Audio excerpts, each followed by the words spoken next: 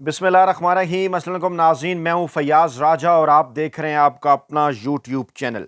दोस्तों, वफाकी हुकूमत इस्लामाबाद से इंतहाई अहम तरीन और ख़तरनाक तरीन डेवलपमेंट पाकिस्तान में सियासतदानों को कबूलियत का सर्टिफिकेट देने वाले मुक़तदर हलकों, ताकतवर हलकों की जानिब से पाकिस्तान के मकबूल तरीन अवामी सियासी रहनुमा इमरान खान की मकबूलियत को ना मानने का फैसला कर लिया गया है। और एक बड़ी डेवलपमेंट के नतीजे में इमरान खान तक, पाकिस्तान तहरीक इंसाफ तक ये पैगाम पहुंचाया गया है कि अगर आप हमें गारंटीज नहीं देंगे, अगर आप हमारी शराइत नहीं मानेंगे, अगर आप हमारी शराइत पर हमसे मुज़ाकरात नहीं करेंगे, अगर आप 20 जनवरी 2025 से पहले पहले हमें एनआरओ नहीं देंगे, तो आपका रास्ता हमेशा के लिए रोक दिया जाएगा, बल्कि खुदा न ख्वास्ता आपको रास्ते से हटा भी दिया जाएगा। जी हाँ, मेरे मुंह में खाक। इमरान खान के ऊपर एक ऐसा मुकदमा दर्ज कर दिया गया जिसको बाकायदा तौर पर इमरान खान के अदालती कत्ल की बुनियाद करार दिया जा रहा है। जी हाँ, इमरान खान को फांसी देने का मंसूबा, इमरान खान के अदालती कत्ल का मंसूबा मंजर आम पर आया है। और इस वक्त इंटरनेशनल मीडिया क्या रिपोर्ट कर रहा है, पाकिस्तानी मीडिया इसके ऊपर क्यों बात नहीं कर रहा? आज से तकरीबन 10 दिन पहले इस हवाले से कुछ इब्तदाई मालूमात मैंने आपके सामने रखी थी, और अब सुप्रीम कोर्ट ऑफ पाकिस्तान के सीनियर जज जस्टिस मंसूर अली शाह साहब की जानिब से भी आइंदा चंद दिनों के अंदर जो कुछ पाकिस्तानी अदालतों के साथ होने जा रहा है, जिसका बराह रास्त तल्लुक पाकिस्तान तहरीक इंसाफ और इमरान खान के खिलाफ ऐसे फैसलों से है कि जिनके नतीजे में खुदा न ख्वास्ता पाकिस्तान तहरीक इंसाफ के रहनुमा, पाकिस्तान के मकबूल तरीन अवामी सियासी रहनुमा इमरान खान को खुदा न ख्वास्ता पाकिस्तानी सियासत से माइनस कर दिया जाए। जी हाँ, अहम तरीन खबर इस्लामाबाद में रेंजर्स एहलकारों की हलाकत के मामले के ऊपर इमरान खान, बुशरा बीबी और पाकिस्तान तहरीक इंसाफ के दीगर रहनुमाओं के खिलाफ दर्ज एफआईआर मंजर आम पर आ गई। 4 दिसंबर को इस मजदूर सहाफ़ी ने इसी प्लेटफॉर्म पर कुछ इब्तदाई मालूमात आपके साथ शेयर की थी। अब बाकायदा तौर पर इस मजदूर सहाफ़ी की खबर की तस्दीक हो चुकी है। इंटरनेशनल मीडिया BBC इसको रिपोर्ट कर रहा है कि गुज़श्ता महीने पाकिस्तान तहरीक इंसाफ के एहतजाज के दौरान 3 रेंजर्स एहलकारों की हलाकत पर इस्लामाबाद के एक थाने में साबिक वज़ीर-ए-आज़म पाकिस्तान इमरान खान, बुशरा बीबी और दीगर पार्टी रहनुमाओं के खिलाफ दर्ज होने वाली एफआईआर मंजर आम पर आ गई है, जो कि रेंजर्स की मदीयत में दर्ज कराई गई है, रेंजर्स की जानिब से दर्ज कराई गई है। और इस्लामाबाद के थाना रमना में दर्ज एफआईआर के मतन में दावा किया गया है कि रेंजर्स एहलकारों की हलाकत का वाकया इमरान खान की ईमा और हुक्म पर हुआ, जिसकी तामील बुशरा बीबी, अली अमीन गंडापुर, उमर अयूब, शेख वक्कास अकरम, सलमान अकरम राजा, मुराद सईद, जुल्फी बुखारी, रऊफ हसन, हमाद अजहर और पाकिस्तान तहरीक इंसाफ के दीगर कायदीन ने बाहमी साजिश और मुजरमाना हिकमत अमली के तहत की। तारीख का, पाकिस्तान की सियासी, अदालती, इंतखाबी, कानूनी, आइनी तारीख का सबसे बड़ा लतीफ़ा। एफआईआर में कहा गया है कि इस मंसूबे के गवाहान जेल में कैद कुछ कैदी, मुशक्ती और वहां तैनात खुफिया पुलिस के मुलाजमीन हैं। यही है वो सारी बुनियाद जिसके ऊपर ये सारा मुकदमा रखा जा रहा है। तारीख से कुछ अहम तरीन सबूत भी हम आपके सामने रखेंगे। इससे पहले कि उस एफआईआर की जानिब बढ़े, फर्रुख सोहेल गोइंदी साहब की किताब जुल्फ़िकार अली भुट्टो का कत्ल कैसे हुआ, हकायक से पर्दा उठता है। ये पाकिस्तान तहरीक इंसाफ के हर रहनुमा को, पाकिस्तान तहरीक इंसाफ के कारकुनान को, पाकिस्तानी अवाम को जो कि इमरान खान से प्यार करते हैं, ख़ास तौर पर नौजवान नस्ल जो कि इमरान खान के साथ डट कर खड़ी है, उनको जमहूरी पब्लिकेशंस की इस किताब जुल्फ़िकार अली भुट्टो का कत्ल कैसे हुआ, हकायक से पर्दा उठता है, इसका मुतालिया ज़रूर करना चाहिए। क्योंकि आगे चलकर जिस किस्म का माहौल पैदा किया जा रहा है, पाकिस्तान तहरीक इंसाफ के हर दिल अजीज़ अवामी मकबूल तरीन रहनुमा इमरान खान के हवाले से क्या मुमासलत है उस केस के अंदर जो इमरान खान के ऊपर दर्ज किया गया जुल्फ़िकार अली भुट्टो के साथ, आगे चलकर हम आपको बताते हैं। दूसरी किताब जनाब मेरे हाथ में फर्रुख सोहेल गोइंदी साहब की, جمہوری پبلیکیشنز کی عمران خان کے بکھرتے خواب، مماثلتیں، کس طرح سے عمران خان کے خواب بکھیرے گئے، اسٹیبلشمنٹ کی جانب سے، مقتدر حلقوں کی جانب سے پاکستانی عوام سے ان کا رابطہ ختم کرنے کی کوشش کی گئی۔ انتہائی اہم دو انتہائی اہم ترین کتابیں، دونوں فرق سہیل گوئندی صاحب کی، جمہوری پبلیکیشنز کی، یہ جناب آپ کے سامنے نوجوان نسل کو ان دونوں کتابوں کا مطالعہ کرنا چاہیے۔ تیسری اہم ترین اور بڑی کتاب، عدالتی فیصلے کا مکمل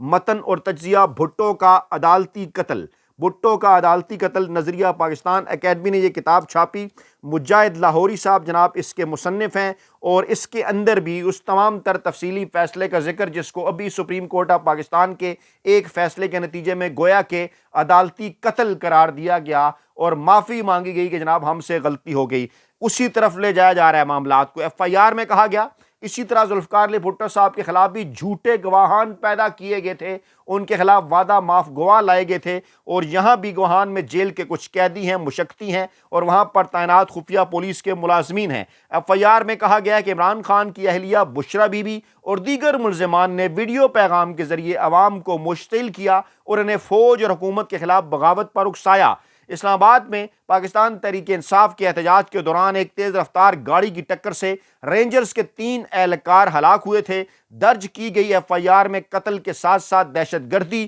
اور تعزیرات پاکستان کی 10 مختلف دفعات شامل کی گئی ہیں۔ یہ انٹرنیشنل میڈیا رپورٹ کر رہا ہے۔ اس کو لنک کرتے ہیں، آج سے 10 دن پہلے کچھ چیزیں میں نے آپ کے سامنے رکھی تھیں کہ بھٹو کے بعد عمران خان کے خلاف بھی اسی طرح کے قتل کا مقدمہ درج، ایف آئی آر کو سیل کر دیا گیا، اور عمران خان کے خلاف قتل کا مقدمہ اسی طرح سے درج کیا گیا جیسا 1974 میں اس وقت کے وزیر اعظم کے خلاف معروف قانون دان احمد رضا قصوری کے قتل کا مقدمہ درج ہوا، اور نصف صدی بعد دسمبر 2024 میں سابق وزیر اعظم عمران خان کے خلاف بھی دہشت گردی کے الزامات اور قتل کے الزامات میں اسی قسم کا مقدمہ درج کیا گیا ہے۔ وہ پاکستان کے دوسرے منتخب وزیر اعظم ہیں جن کے خلاف یہ کارروائی عمل میں لائی۔ اس سے قبل 1974 میں پیپلز پارٹی کے چیئرمین ذوالفقار علی بھٹو پر قتل کا مقدمہ درج کیا گیا، اور پھر 1977 میں ان کی حکومت گرائی گئی، اور 1979 میں انہیں تختہ دار پر لٹکا دیا گیا۔ عمران خان جو پہلے ہی مختلف مقدمات کے سلسلے میں کئی ماہ سے اڈیالہ جیل میں قید ہیں، ان کے خلاف قتل کا مقدمہ۔ بیک گراؤنڈ اس کا یہ ہے کہ دسمبر کے آخری ہفتے میں پی ٹی آئی جب احتجاج کر رہی تھی سری نگر ہائی وے پر، تیز رفتار گاڑی کی زد میں نیم فوجی دستے کے اہلکاروں کی ہلاکت کے سلسلے میں یہ مقدمہ درج کیا گیا، اور تھانہ رمنا میں مقدمہ درج کیا گیا جس میں دفعہ 302 قتل، دفعہ 324 قتل کی کوشش اور دہشت گردی کے الزامات سمیت سیکشن 120 مجرمانہ سازش جیسی دفعات اس کے اندر شامل ہیں۔ پولیس حکام کی مدیت کے حوالے سے پہلے کہا گیا تھا، اب کہا جا رہا ہے کہ رینجرز حکام کی مدیت میں ایف آئی آر درج کی گئی جس میں یہ الزام عائد کیا گیا ہے کہ عمران خان اور پاکستان تحریک انصاف کے دیگر رہنماؤں کے کہنے پر نامعلوم ڈرائیور نے لینڈ کروزر رینجرز اہلکاروں پر چڑھا دی، جس کے نتیجے میں 3 اہلکار جاں بحق اور 2 زخمی ہوئے، اور اس کے حوالے سے تفصیلات آ چکی ہیں۔ آپ کو یاد ہوگا کہ کس طرح سے متی اللہ جان صاحب نے بھی اس کو رپورٹ کیا، اور وہ صاحب ان کے پروگرام کے اندر بھی آئے جو یہ بتا رہے ہیں کہ کس طرح سے وہ وہاں پر موجود تھے،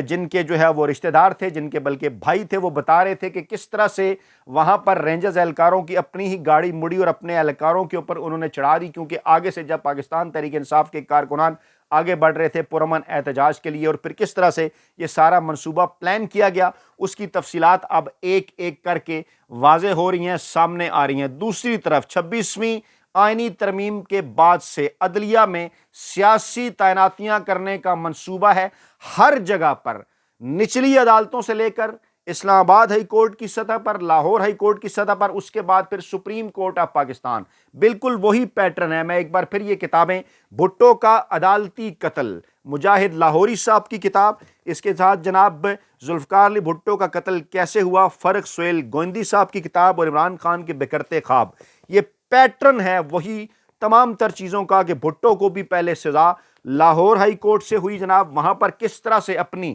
مرضی کے ججز تعینات کیے گئے، کس طرح سے وہاں پر ان کی جو ان کی ہیئت تھی، جو ان کی بناوٹ تھی اس بینچ کی، کس طرح سے اپنی مرضی سے وہ بینچ ترتیب دیا گیا، چن چن کر اپنی مرضی کے بندے ڈالے گئے۔ اس کے بعد پھر سپریم کورٹ آف پاکستان میں جب یہ فیصلہ آیا کس طرح سے کچھ لوگوں کی ریٹائرمنٹ کا انتظار کیا گیا، کچھ کو بینچ سے نکالا گیا، کچھ کو بینچ سے ڈالا گیا، اور آخر کار ایک بینچ کی ایک ایسی ہیئت بنانے میں اس وقت کی فوجی حکومت جنرل ضیاء کامیاب ہو گئے کہ جس کے نتیجے میں ذوالفقار علی بھٹو کا عدالتی قتل ہوا، اور آج تقریباً 45 برس کے بعد پھر سپریم کورٹ آف پاکستان نے اس فیصلے کو غلط قرار دیا۔ تو کیا آج اگر سپریم کورٹ آف پاکستان کو احساس ہو جائے کہ ایک مرتبہ پھر وہی غلط کام کرنے جا رہے ہیں تو کیا بہتر نہیں ہے؟ اسی معاملے کے اوپر جو اب عدلیہ کے اندر 26ویں آئینی ترمیم کے بعد سیاسی بھرتیاں صرف اس لیے کی جا رہی ہیں تاکہ اس طرح کے کیسز، یعنی عمران خان کے اوپر یہ جو قتل کا مقدمہ ہے، یہ معاملہ اگر سیشن کورٹ میں آئے یا اسلام آباد ہائی کورٹ میں یا لاہور ہائی کورٹ میں یا پھر سپریم کورٹ میں، تو وہاں پر پھر کس قسم کے ججز ہوں؟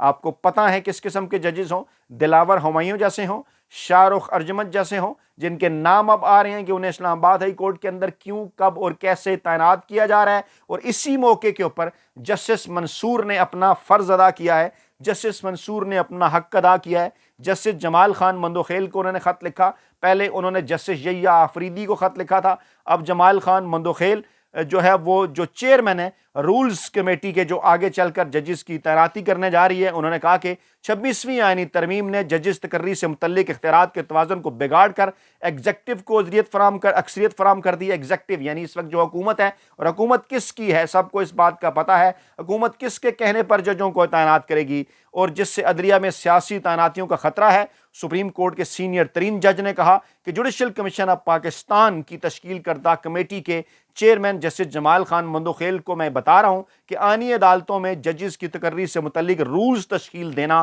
انتہائی اہم ہے۔ جو تقرری کے لیے رولز کی تشکیل عدلیہ کی آزادی اور قانون کی حکمرانی کے لیے ناگزیر ہے۔ آئین کا آرٹیکل 175A جوڈیشل کمیشن کو رولز تشکیل دینے کا اختیار دیتا ہے۔ کمیشن کے رولز میں ججز تقرری کے لیے رولز بنانا بھی شامل ہے۔ رولز کے بغیر ججز تقرری کے لیے جوڈیشل کمیشن کے اقدامات غیر آئینی ہوں گے۔ جسٹس منصور نے اپنے خط میں کہا کہ ملک میں عدلیہ کو ہمیشہ سے ججز کی تقرری کا اختیار رہا۔ 26ویں آئینی ترمیم نے ججز تقرری سے متعلق اختیارات کے توازن کو بگاڑ دیا ہے۔ 26ویں آئینی ترمیم نے جوڈیشل کمیشن میں ایگزیکٹو کو اکثریت فراہم کر دی ہے۔ جوڈیشل کمیشن کی تشکیل نو سے عدلیہ میں سیاسی تعیناتیوں کا خطرہ ہے، اور شفاف رولز کے بغیر تعیناتیوں سے عوام کا عدلیہ پر اعتماد متاثر ہوگا، عدلیہ کی آزادی متاثر ہوگی۔ ججز کی تعیناتیاں سیاسی وجوہات کی بجائے مضبوط استدلال کی بنیاد پر ہونی چاہیے۔ ہمیں ججز تقرری کے لیے سوچ بچار کے بعد رولز تشکیل دینے کی ضرورت ہے۔ ایسے رولز بنائیں جو عدلیہ کی آزادی اور میرٹ پر ججز کی تقرریاں یقینی بنائیں۔ رولز تشکیل دینے والی کمیٹی ایسے ججز کی تعیناتی یقینی بنائے جو قانون کی پاسداری کریں۔ In between the lines message انہوں نے دیا ہے، کیونکہ آگے چل کر اہم ترین، جناب اعلیٰ، اہم ترین کیسز ہیں ان عدالتوں کے سامنے، اور اس مقدمے کو اگر دیکھیں تو اسی موقع کے اوپر پاکستان تحریک انصاف کو آواز اٹھانا ہوگی۔ جو ہے وہ ملک میں موجود پاکستانی عوام کے ساتھ ساتھ اوورسیز پاکستانیوں کو ہر فورم کے اوپر اس معاملے پر آواز اٹھانا ہوگی۔ انتہائی اہم ترین نقطہ ہے جو ہم آج آپ کے سامنے رکھنے جا رہے ہیں، بلکہ نقطہ آغاز ہے خدا نہ خواستہ اس منصوبے کا کہ جس منصوبے کے تحت عمران خان کی پھانسی، عمران خان کے قتل، جی ہاں میں عمران خان کے عدالتی قتل کی جانب اشارہ کر رہا ہوں، اس کی بنیاد رکھنے کی کوشش کی جا رہی ہے۔ اور اسی موقع پر جسٹس منصور شاہ کا یہ خط انتہائی امپارٹنٹ ہے۔ گزشتہ ہفتے جوڈیشل کمیشن آف پاکستان نے ججز کی تعیناتی کے لیے رولز ترتیب دینے کے لیے کمیٹی تشکیل دی تھی، جس میں جسٹس جمال خان مندوخیل، جو کہ قاضی فیض عیسیٰ صاحب کے فیورٹ جج ہیں، قاضی فیض عیسیٰ صاحب پاکستانی مافیا ہینڈلر سہولتکاروں کے فیورٹ جج رہے ہیں، عمران خان کے بغض کا شکار، پاکستانی اسٹیبلشمنٹ کی محبت میں گرفتار۔ انہوں نے کیا کچھ کیا وہ سب کچھ آپ کے سامنے ہے۔ پاکستان تحریک انصاف کا راستہ روکا، اور اب خدا نہ خواستہ عمران خان کا راستہ روکنے کے لیے، ہمیشہ کے لیے عمران خان کا کردار ختم کرنے کے لیے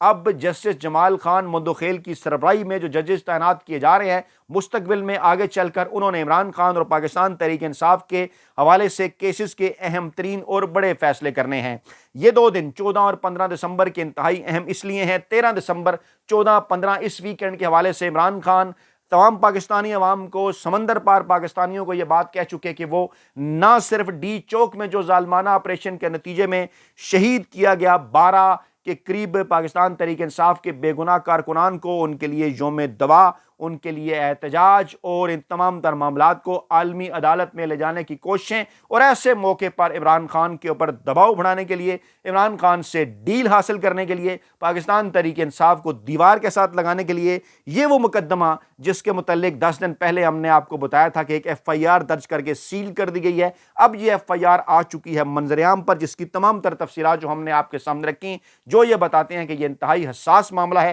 جس پر فوری طور پر پاکستان تحریک انصاف کی قیادت کو سر جوڑ کر عوامی موقف پاکستانی عوام کے سامنے رکھنا ہوگا۔ ویڈیو کو لائک کرنا ضروری ہے، شیئر کرنا ضروری ہے، چینل کو سبسکرائب کرنا ضروری ہے، اور ویڈیو کے اندر کمنٹ جو ہے آپ کے بڑے امپارٹنٹ ہے، کمنٹ باکس کے اندر اسی صورت آپ کا پیغام عمران خان اور پاکستان تحریک انصاف کی قیادت تک پہنچ سکے گا۔ اپنا بہت خیال رکھے گا، دعاؤں میں یاد رکھے گا۔ نئی ویڈیو کے ساتھ جلد حاضر ہوں گے۔ اللہ نگہبان۔